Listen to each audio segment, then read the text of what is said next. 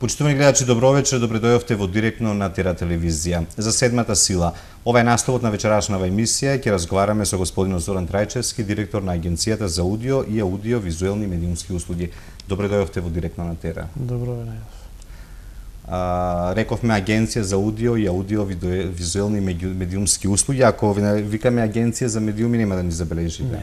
Бевте совет за радиодифузија, зашто потребата да станете нешто друго?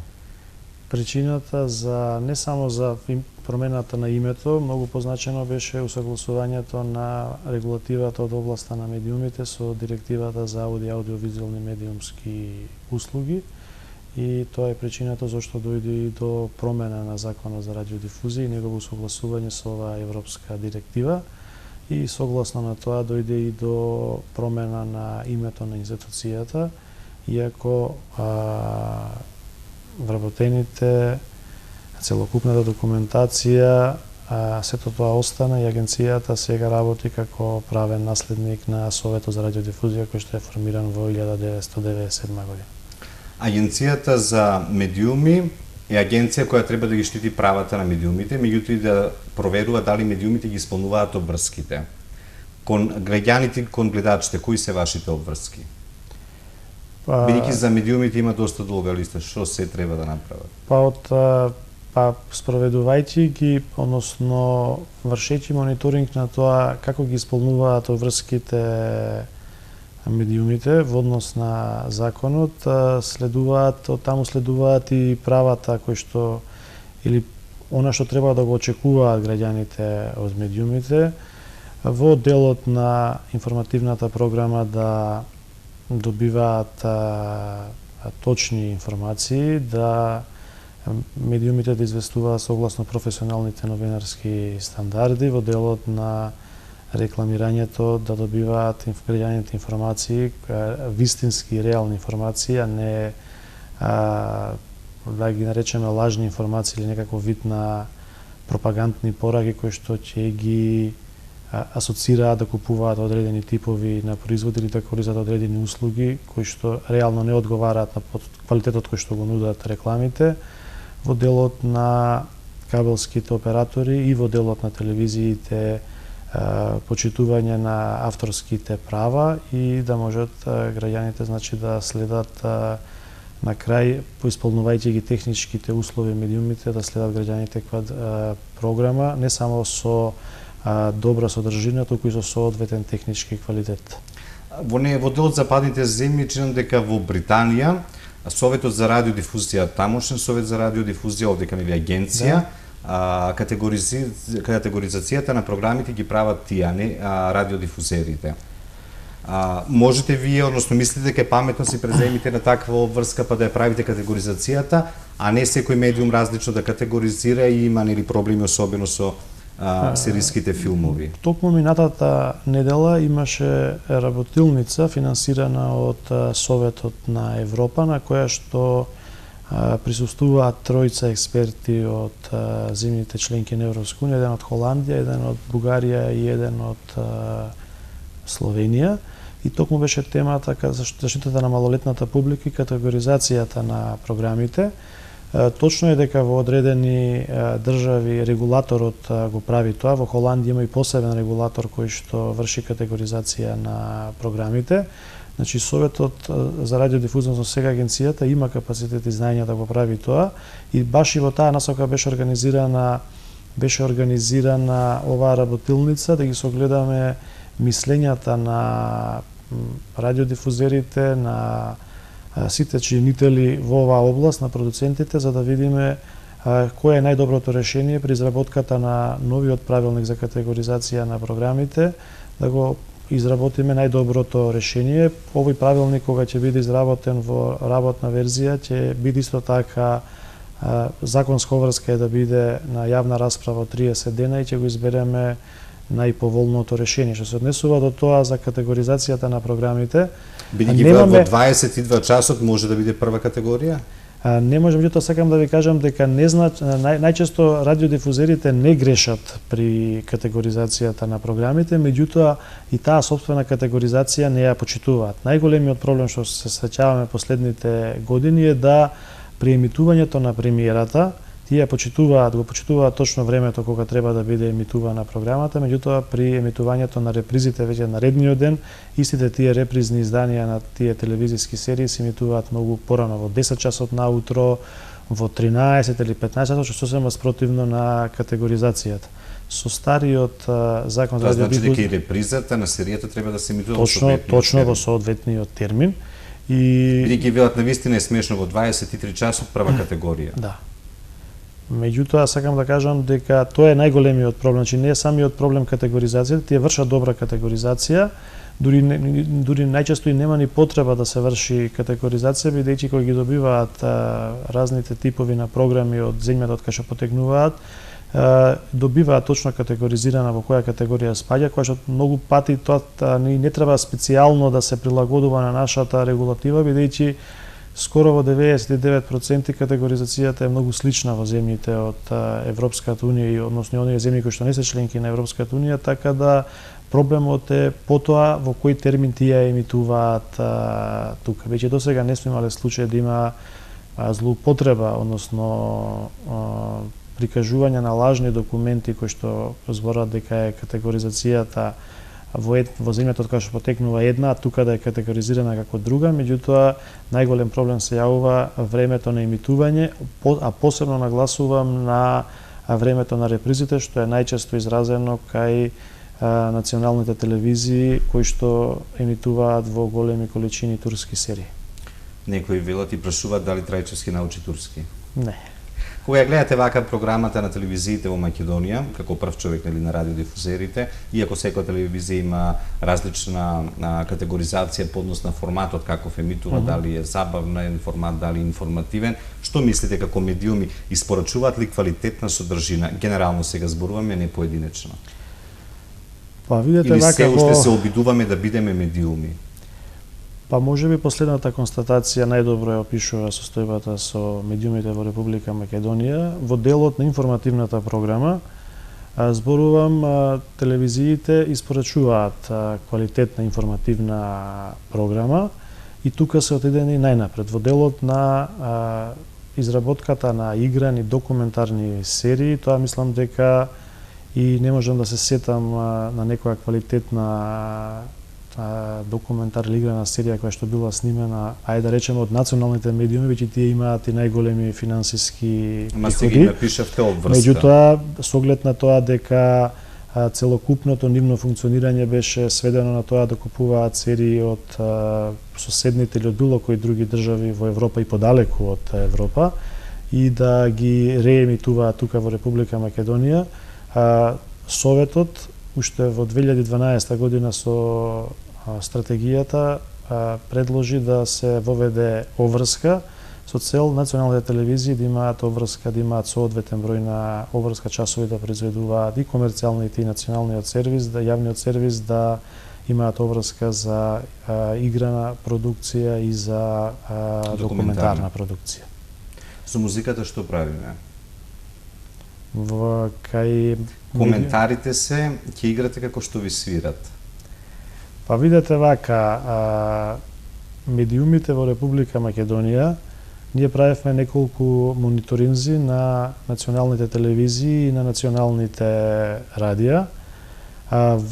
Првите мониторинзи ги направивме во месец јануари по стапување во сила на Законот за аудиовизуелни медиумски услуги. При првиот мониторинг сите национални телевизии, значи вклучувајќи го јавниот сервис, не ја исполнија обврската. Најголемо отстапување во однос на тоа непочитувањето на обврската за емитување на вокални, вокално-инструментална музика на македонски јазик или на јазикот на кој што ја има добиено дозволата медиумот, имаше кај телевизија Телма. На првиот мониторинг имаше само во текот на неделата имаат обврска од 8 часа музика, од кој што 4 часа забавна и 4 часа народна, има само 1 час и 30... Од кои 2 часа забавна, 2 народна, од 7 во период од 7 до 19 часот. Значи, на тој прв мониторинг тие има... Јавно ве праша како мерите? И што мерите? Конкретно беше споменат концерт на културно-уметничко друштво, каде што има и пеење. Да. Вака, значи, сакам да кажам дека не ја довршив реченицата, на првиот мониторинг телевизија Телма имаше само 1 час и 36 минути. Сите телевизии добија писмена опомена согласно законот и во рок од 90 дена има обврска да ги отстранат неправилностите, односно да обезбедат соодветен број на часови на музика. Терминот кога беше направен контролниот мониторинг, тоа беше недела 4 или 5 мај, значи медиумите точно го знаеа датумот кога ќе биде, тоа е согласно законот, че не биле фатени на препад, него точно сите медиуми кои што не испочитуваа законската обврска знаеа кога ќе биде наредно. Дека ќе ги контролирате. Пишува во рок од 90 дена, а снимањето на програмата оди од недела до недела, 7 дена, значи така е обврската во законот. После првиот пат добиваат писмена опомена, а потоа во точно утврден рок знаат кога ќе биде направен контролниот мониторинг. И покрај тоа на вториот мониторинг телевизија Сител и телевизија Телма не ја исполнија обврската во делот на тоа да имаат соодветен број на часови на народна музика. За да биде јавноста информирана, не станува посебно за телевизија Телма за неколку минути, туку името стасува 43 минути. Значи, со тоа сакам да јас досега не зборував на оваа тема во медиумите, иако од страна на 3 месеци назад сте на тапет на одредени медиуми, дека Трајчевски вака прави, вака со медиумите се однесува. На оваа тема сакав да коментирам, бидејќи од јануари до 1 мај, од кога беше направен првиот мониторинг и беа констатирани неправилности, односно непочитување на законот кај националните телевизии и едно радио, се одржаа неколку состаноци во агенцијата на кои што присуствуваа композитори, кои што ние ги поканивме за да ги расчистиме дилемите со медиумите. За жал, на ниту еден состанок кој што беше организиран не присуствуваше представник на Телма, иако беа уредно поканети. Таквото нивно неприсуство и незаинтересираност резултираше да при контролниот мониторинг се констатира дека тие не го почитуваат законот. Мерењето на музиката каде што има пеење во одредена реклама и тоа го сметате во тие часови? Да, и тоа се смета. Значи телевизија Телма имаше дојдоа после извршениот мониторинг, беа во просториите, ги споредија снимките што се во агенцијата и тие што ги имаат снимано тие. Инаку сакав да кажам дека доколку присуствуваа на состаноците кои што ги организиравме, ќе беа доволно информирани и ќе знаеа кои работи не би требале да ги направат за да односно како треба да постапат за да го почитуваат законот и член 92, односно нивната обврска за емитување музика. Инаку тоа како ги следиме, односно мериме телевизиите во однос на музиката, тоа го правиме како и за секоја друга активност. Се снима програмата на секоја телевизија и потоа се прегледува таа програма и се утврдува 20.000 евро е казната? Казната за овој тип на прекршок е 20.000 евра. Или ако се договор да ви пратат пред време? 10.000 евра. Па не е многу за медиумите во Македонија? Па имаат можност еднашка да бидат опоменати кога прекршат законот во текот на една година, а веќе секое народно прекршување на законот представува казна. Од овој тип казната е утврдена со закон, постојат и поголеми и помали казни од оваа, како што рековте во делот на обврската да создаваат собствена документарна играна програма, казната е поголема, таму изнесува 100.000 евра. Тоа која ќе го мониторирате? По завршувањето на годината. Во цел овој период, вклучително и оној со изборите, но затоа ќе збориме во вториот дел од емисијата, сте на удар на јавноста, ве критикуваат и велат да сега треба да се удри по другите медиуми кои не се под контрола на владеачката партија и тоа Трајчевски го прави преку СРД. Како реагирате на таквите обвинувања на тие критики? Па јас не можам да кажам дека ние некого удираме против некого, туку само правиме контрола, посебно во овој период од првите 4 месеци од годината беше изборен период каде што имавме обврска да ги мониторираме телевизиите и радијата, оние кои што емитуваат платено политичко рекламирање или информираат за изборите. И апсолутно нема никаква тенденција против ниеден медиум. Ние за целата предизборна и изборна кампања за претседателските и предвремените парламентарни избори поднесовме 34 прекршочни пријави. од нив 25 завршија со порамнување, односно медиумите се согласија да платат казната, најниската казна во 50%, за да не одат на суд. Токму тие медиуми кои што беа најгласни не отидоа на суд, туку ја платија казната со порамнување. Значи, апсолутно не постоела никаква тенденција, бидејќи кога агенцијата поднесува прекршочна пријава на суд, мора да достави соодветна снимка. Судот потоа нас воопшто не повикува на суд, туку врз база на снимката донесува соодветна пресуда и можам да кажам дека во 99,99%, да не речам 100%, агенцијата, односно претходно Советот за радиодифузија ги добива споровите со оние медиуми кои што се одлучиле да одат на суд. Затоа ние не можеме да поднесеме прекршочна пријава ако немаме доказ, односно ако немаме снимка дека некој медиум го прекршил законот.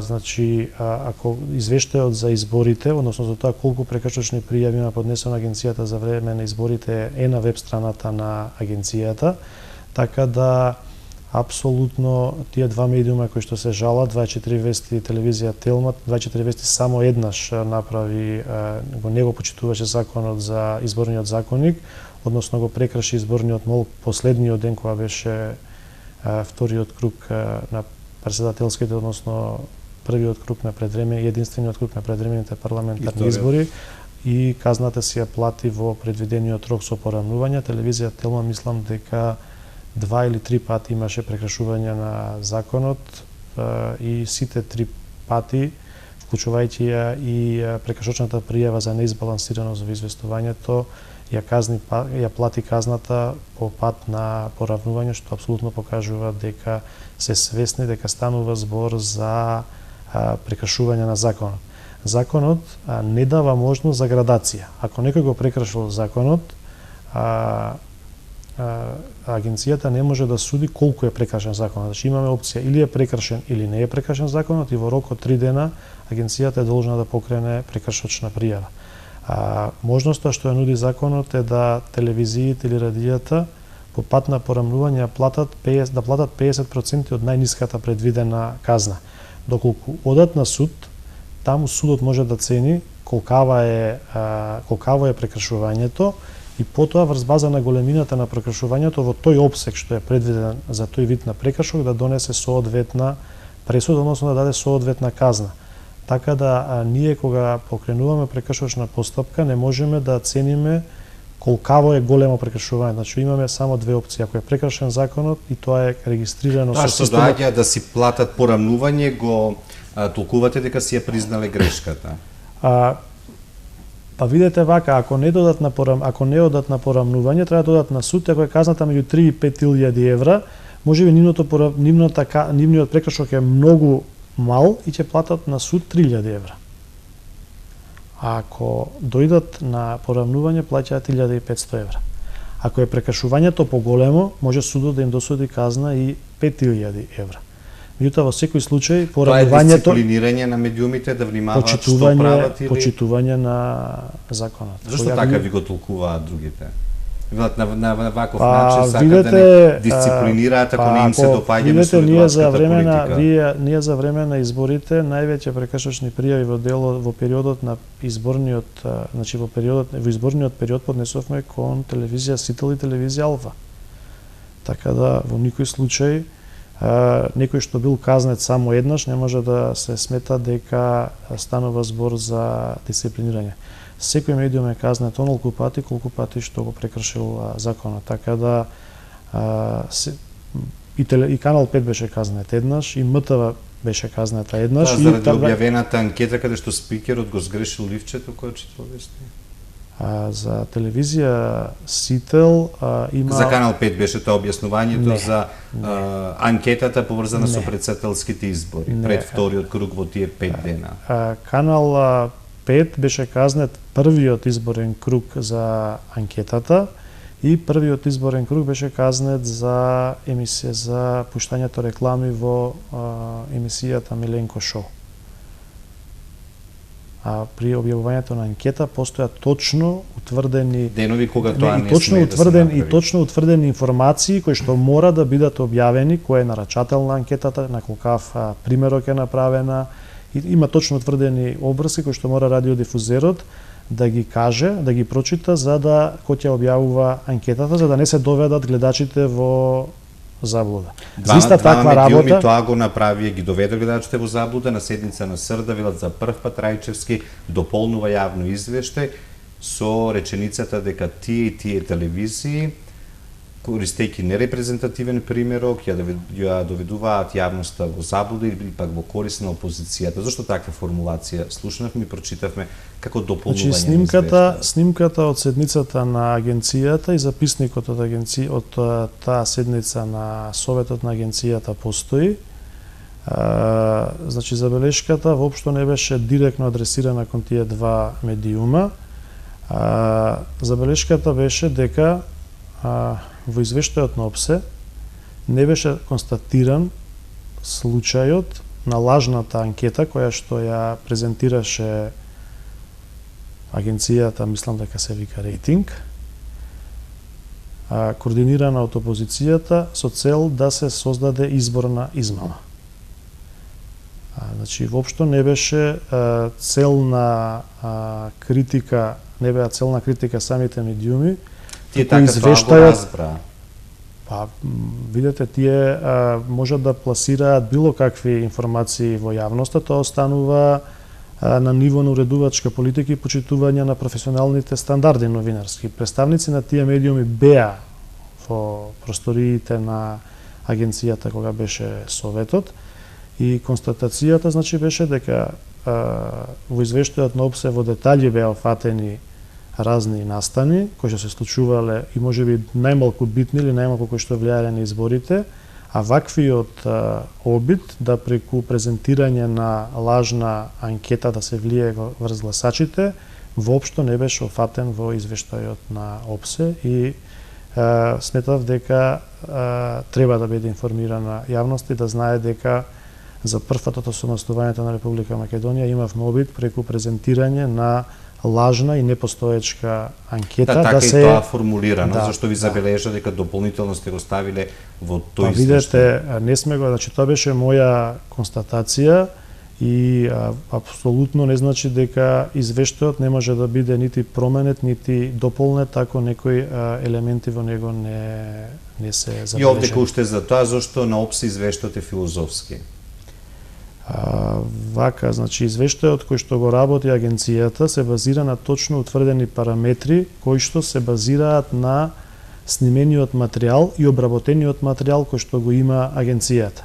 Во извештајот кој што беше презентиран, прелиминарниот извештај, за неколку медиуми национални постоја точно утврдени бројки, проценти, а за останатите неколку медиуми немаше никакви бројки и параметри, туку само беше кажано дека тие медиуми известувале професионално и во согласност со изборниот законник. Значи, ако сакаме да имаме точно утврден извештај со точни факти, мора да ги имаме бројките за сите медиуми. Значи, јас можам да поставам инверзно прашање. Како се доаѓа до заклучок дека за некој медиум известува во согласност со изборниот закон кога ги немаме бројките за него? Нашите параметри, кои што се јавно достапни и за кои што зборував и предмалку, покажаа дека нашиот извештај се разликува во делот на известувањето на медиумите и еден медиум, кој што во извештајот на ОПСЕ беше констатирано дека известувало избалансирано, немилосредно од бројките зборуваат дека не е така. Таа иста телевизија Телма, го прифати тој факт и ја прифати изречената прекршачна мерка и по пат на порамнување ја плати глобата во буџет на сметката на буџетот на Република Македонија. Затоа и кажав дека извештајот што ќе го изработи Советот, односно агенцијата, и кој што целосниот извештај, ние сега изработивме само извештај за известувањето на националните телевизии, а додека известувањето за националните радија, сателитските телевизии, регионалните телевизии и локалните телевизии и радија ќе биде готов или до крајот на оваа недела или во текот на наредната недела ќе биде презентиран пред членовите на Советот и ќе биде усвоен. Значи, ако на 27 април заврши избори, значи нас ни треба покрај толкавиот огромен број на луѓе кои што ги имавме ангажирано, освен вработените 48 луѓе дополнително ангажиравме за вршење на мониторинг, значи потребно е многу повеќе време отколку 12 часа по затварањето на кутиите се излегува со некакви извештаи кои што не се базираат на бројки. Слободата на говорот во Македонија како ја оценувате? Тука можеме да кажеме на добро, на лошо, завидно, незавидно? Па јас повеќе пати имам кажано во однос на извештаите кои што доаѓаат од одредени меѓународни организации. Тоа го кажав и на интервјуто што ги имав за порталот Прес 24 пред отприлика 1 месец и половина, дека луѓето кои што се анкетираат во Република Македонија, кои што ги даваат своите оценки, или последните 4-5 години воопшто не се новинари и не работат во медиумите, или работат во организации кои што не се медиуми, бидејќи знаеме дека порталите не представуваат медиуми според Законот за аудиовизуелни медиумски услуги, или работат во медиуми кои што не се репрезентативни. Доколку ваквите невладени организации од странство сакаат да дадат релевантна слика за Република Македонија во делот на медиумите, не гледам причина да ги анкетираат луѓето од најчитаните печатени медиуми и од најгледаните телевизии и најслушаните радија, а не да анкетираат луѓе, како што кажав, кои што последните 4-5 години немаат апсолутно никаква врска со медиумите. И вие велите тоа ние не го признаваме затоа што се нерелевантни работи.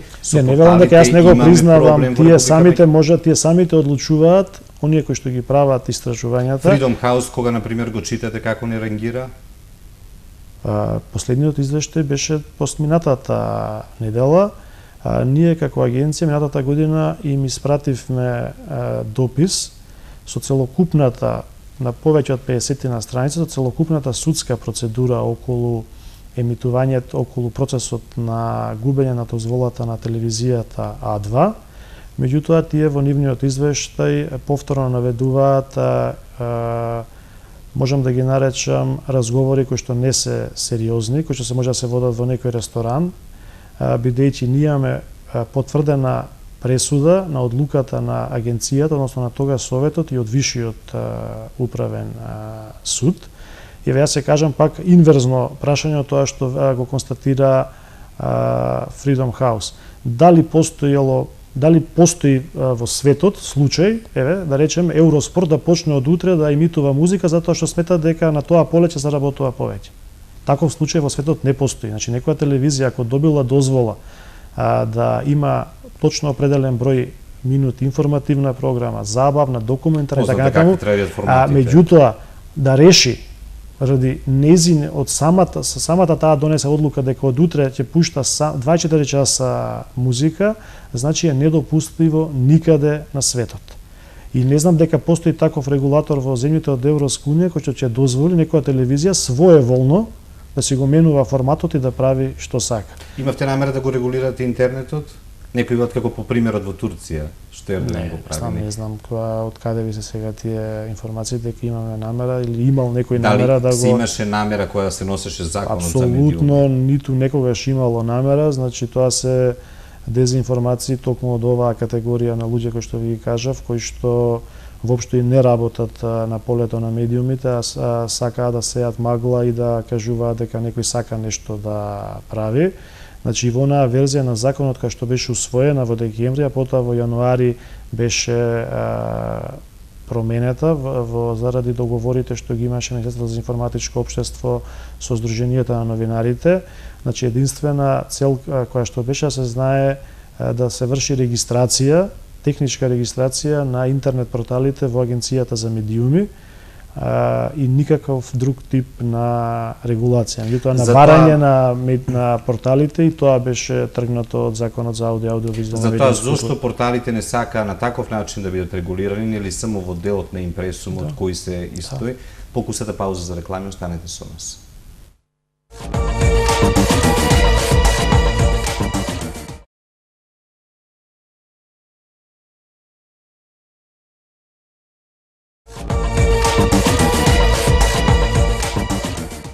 На програмата на ТР следите директно со Зоран Трајчевски, претседател на Агенцијата за аудио и аудиовизуелни медиумски услуги. Рековме дека ќе зборуваме малку за интернет порталите, прават проблем во Македонија тие? Па не би можел да кажам сега дека овдека прават... не зборуваме за интернет портали кои произлегуваат од телевизија, од радио. Не, видете, има повеќе сегменти, овие са не наводници проблеми туку непочитување на законот беа највеќе изразени за време на изборниот период.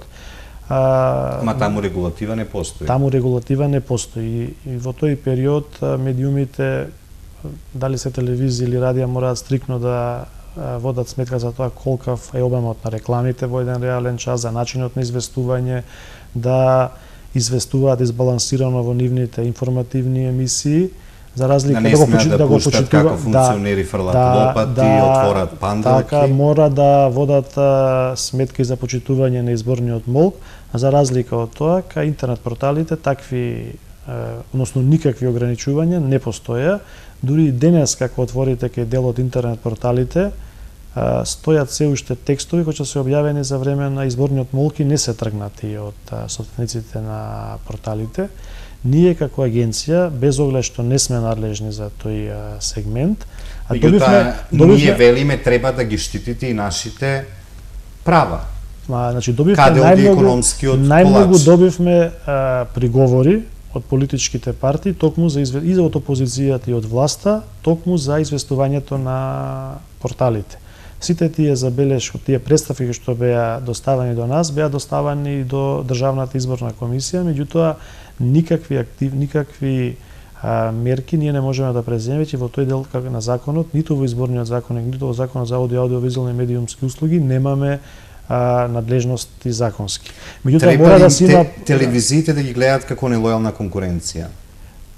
Па видете во одредени кои им земаат одреден дел маркетиншки ако ги погледнете и се велат медиумите, тука е агенцијата, ние им плаќаме агенцијата одредени средства, сега таа нека ги заштити нашите интереси. Ако ги погледнете порталите, не зборам кај сите, меѓутоа кај добар дел од нив кои што се и најмногу читани, има реклами од најдобрите компании во Република Македонија. Сега, за тоа колкави приходи остваруваат, ние не можеме да знаеме, бидејќи ние знаеме какви приходи остваруваат радијата и телевизиите, кои што имаат обврска да ни достават информации на нас за приходите кои што тие ги остваруваат во претходната година. За разлика од тоа, порталите не знаеме колкави приходи остваруваат, меѓутоа во секој случај, тие големи компании, најпознати банки во Македонија, фармацевтски компании кои што се рекламираат на тие портали, сигурно плаќаат некој соодветен пазарен надоместок за нивното рекламирање кај тие портали. И велат тие нека се земат од маркетиншкиот колач, а телевизиите нека се радуваат на тоа што во сите извештаи стои дека, барем во последно време, дека телевизиите и понатаму се поверодостојни како информатор за јавноста. Па видете, ако се гледа од аспект на почитување на професионалните норвешки стандарди, многу повеќе им се, не многу повеќе, туку апсолутно им се верува на телевизиите. Зошто овие рекламираат на портали каде што не се верува? Па видете, не мора да се рекламира заради тоа што се верува, туку затоа што има голем број на посети, односно отварање на тие портали, само заради тоа и се одлучиле компаниите да се рекламираат кај нив. Како Совет за радиодифузија сте демантирали некој портал? Не. Сме имале пишување на дезинформации, меѓутоа тоа не е насочено тенденциозно кон нас, туку може да се види дека се објавуваат полуинформации, шпекулации, дезинформации, се со цел да се привлече медиумско внимание од потенцијалните нивни корисници. И зошто тие одбија да напишат еден импресум? Па видете, јас не можам да најдам логична причина зошто што не сака да биде познато за јавност. Па освен ако нема некакви тајни финансиски движења, не знам друго зошто воопшто и се плаше од тоа да бидат евидентирани во Агенцијата за медиуми.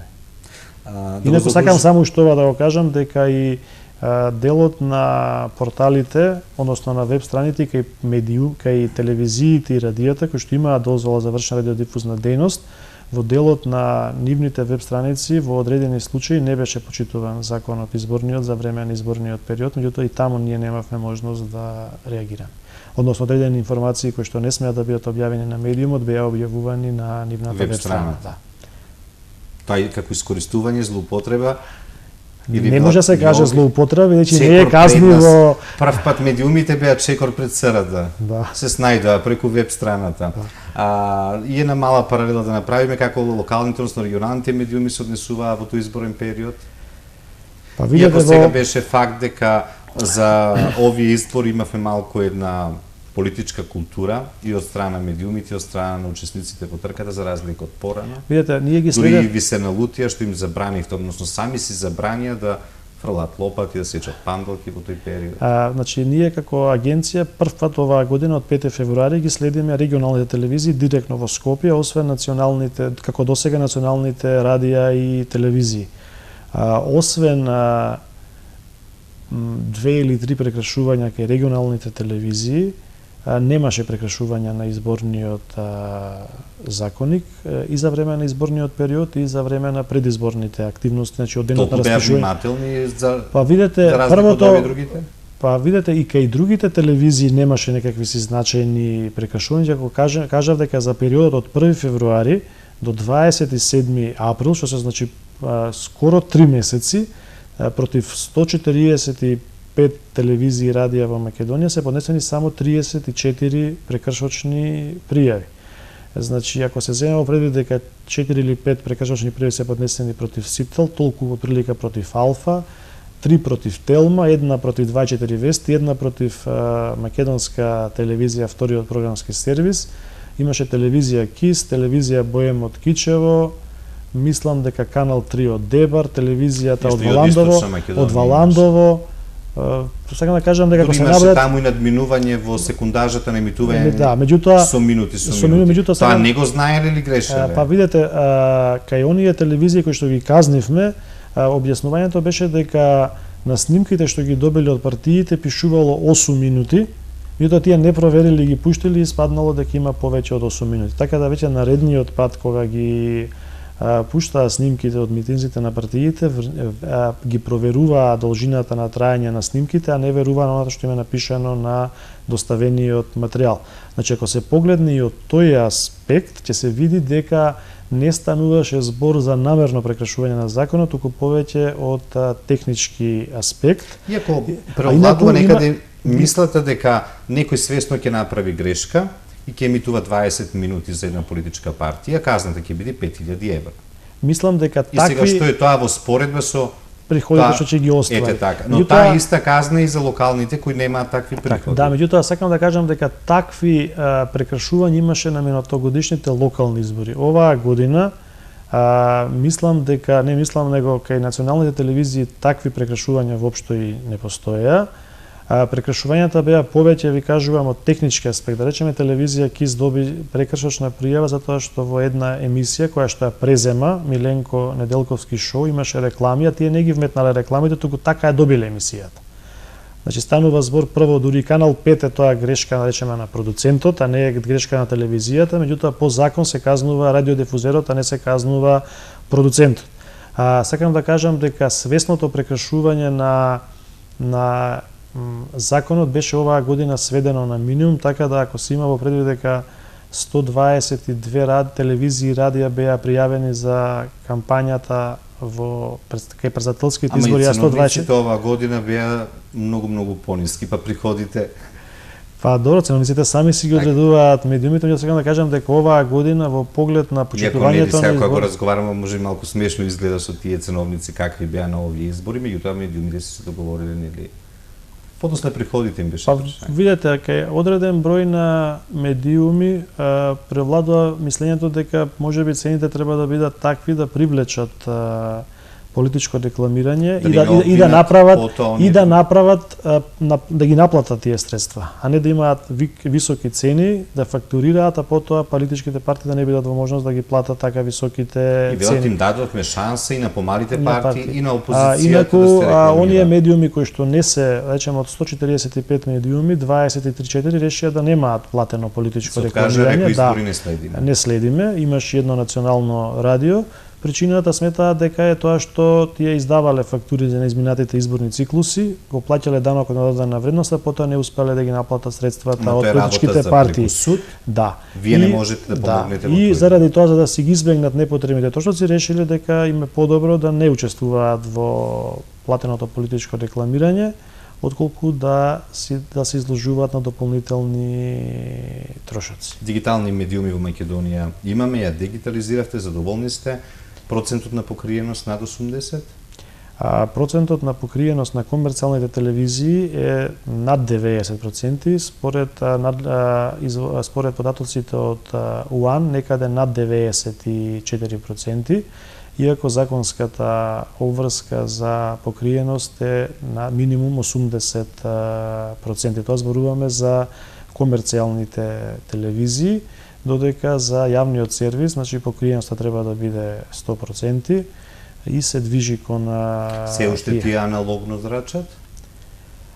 Мислам дека во одредени делови од државата тие се мали по процент, меѓутоа се технички многу тешко да бидат покриени. Во одредени делови од државата нема покриено со дигитален сигнал.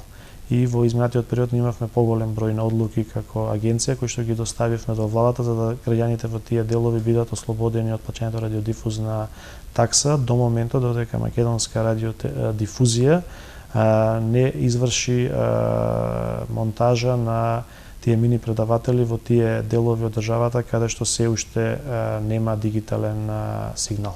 Ќе се избери новиот совет на агенцијата. Ќе бидете директор повторно? Па јас не сум директор, се уште сум председател на советот. Председател така го читаме како директор на агенција. Кога ќе биде распишан конкурсот, ќе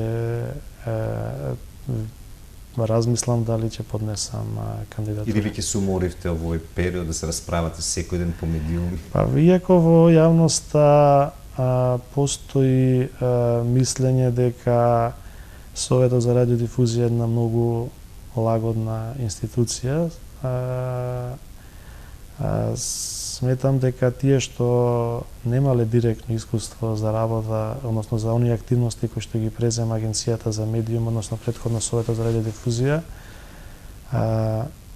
не може да свати дека станува збор за многу активна, многу стресна институција, бидејќи треба да ги следи медиумите не само во изборниот период, туку секој дневно и да се грижи за нивното функционирање, бидејќи тоа е многу важен сегмент од секое демократско општество. Така да се издржи притисокот од седмата сила. Така да реално многу пати имаме не забелеши констатации од други институции зошто во Советот и во агенцијата членовите може да имаат само еден мандат. Значи ова е доста напорна работа и реално еден мандат е сосема доволен за членување и работа во една ваква институција. Ќе имате нова зграда, таму покомотни?